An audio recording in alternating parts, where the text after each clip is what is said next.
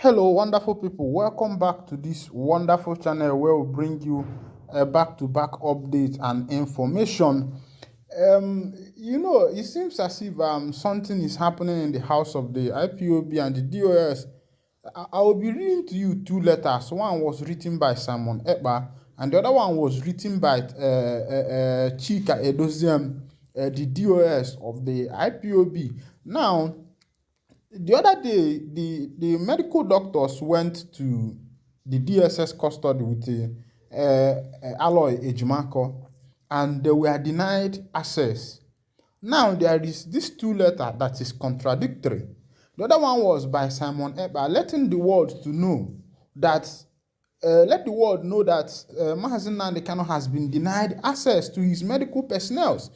Now, I saw another letter again from Chike Doziem, and Chike Doziem was now saying that why should Aloy Ejimako be taking medical personnel to DSS custody to visit Mazi Nnamdi Kanu without Mike Ozekome's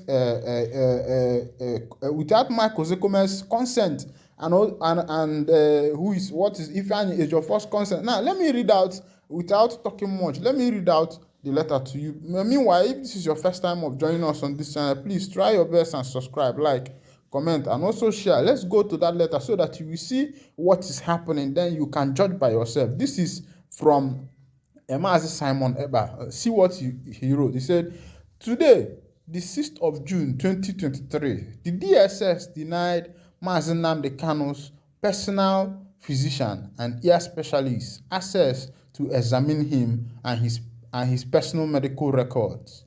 After the doctors were initially cleared to proceed to the medical unit where they were supposed to meet with Mazi Nnamdi Kanu for his ear examination, an agent of the DSS suddenly stopped them halfway into the medical unit and asked them to leave. The doctors were confused. All efforts to know why they were being asked to leave proved abortive. The DSS did not give any reason at all as to why Mazi Nnamdi Kanu's doctor were suddenly asked to leave after they were initially cleared to go in and meet with him. Now, looking at the letter that Chika Edoziem wrote, I'm beginning to think that the reason why the DSS denied Mazi Nnamdi Kanu, denied Aloy Ejimako and the medical personnel that were sent to him to the DSS custody after they were cleared was maybe because maybe they were contacted by the DOS, Chike Doziem, and the rest of them. I don't know what transpired, but let me also read to you the letter that was written by Chike Doziem so that you can compare both letters. This one, he said, this one is on 8th June 2023, the Directorate of State press statement. The Directorate of State of the Indigenous People of Biafra has deemed it extremely inappropriate to make a public statement and clarification regarding the issue of Mazi Nnamdi Kanu, the leader of the Indigenous People of Biafra's health and plans for him to undergo surgery while still in the custody of the DSS. Firstly, and for clarity's sake, the lead counsel of Mazi Nnamdi Kanu in the matter instituted against him by the Nigerian government, which matter is now before the Nigerian Supreme Court, is Barrister Mike Ozekome San, assisted by Barrister Ifeanyi Ejiofor and others. Any matter, therefore, concerning Mazi Nnamdi Kanu while still being detained at the facility of the DSS, whether such issues pertain to his health or otherwise, must be brought to the knowledge and attention of the lead counsel.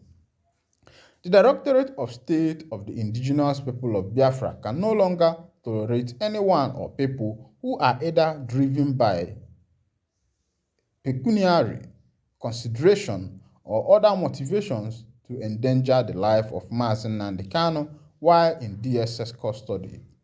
For the avoidance of doubt, it was Barrister Mike Ozekome San and Barrister Ifeanyi Ejiofor that impressed upon the Directorate Legal of the DSS that it is absolutely necessary and important to have the personal doctor of Mazi Nnamdi Kanu get involved in the ear surgery and must be conducted on him because they are not doctors but lawyers.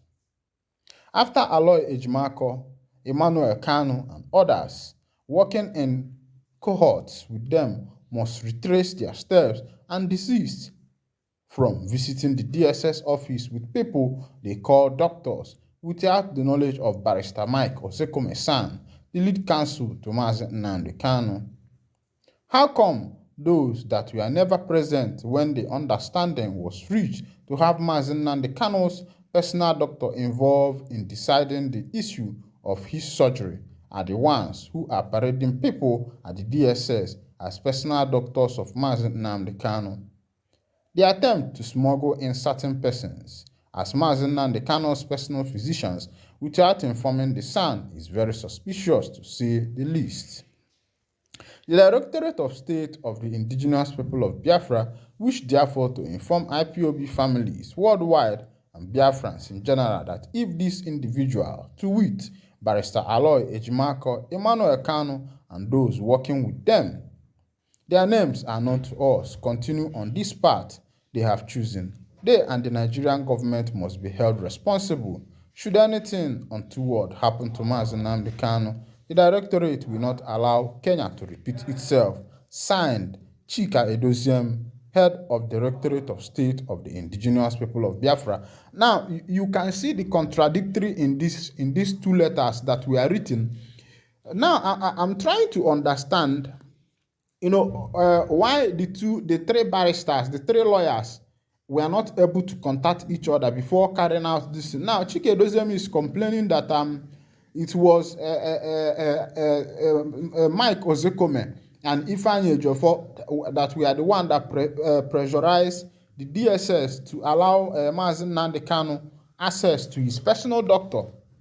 And after that Aloy Ejimakor went on to parade some people who he called his personal doctor to the DSS custody without informing the Sun. But the question I want to ask here is Mazi Nnamdi Kanu is he a small boy? Does it mean that if he see his personal doctor or his personal physician that he will not recognize them? No, this is the question. Does it mean that he's a child? No, if Mazi Nnamdi Kanu is a small boy, let us know, because if he sees his personal physician, he will recognize them. He knows that, okay, these people are my people. He knows. So I think if the letter that was if it is the DOS that barred the doctors that was taken to the DSS custody to examine Mazi Nnamdi Kanu, I think it is very wrong, because Nnamdi Kanu is not a small boy. Meanwhile, we'll be waiting to see the outcome, and also to see, I believe that with time, the reality of this matter will actually unfold, and everybody will know who is who. Because what tests everything is time. It's time. What tests everything is time. So we'll be waiting patiently to see what is actually going to happen. Whether it's Chike Edoziem or whether it's what is he called? Mike Ozekome. The people that, because it seems as if, or does it mean that, is there any personal gain that they are getting in this thing, since everybody is struggling to be the one to be taking care of Mazi Nnamdi Kanu?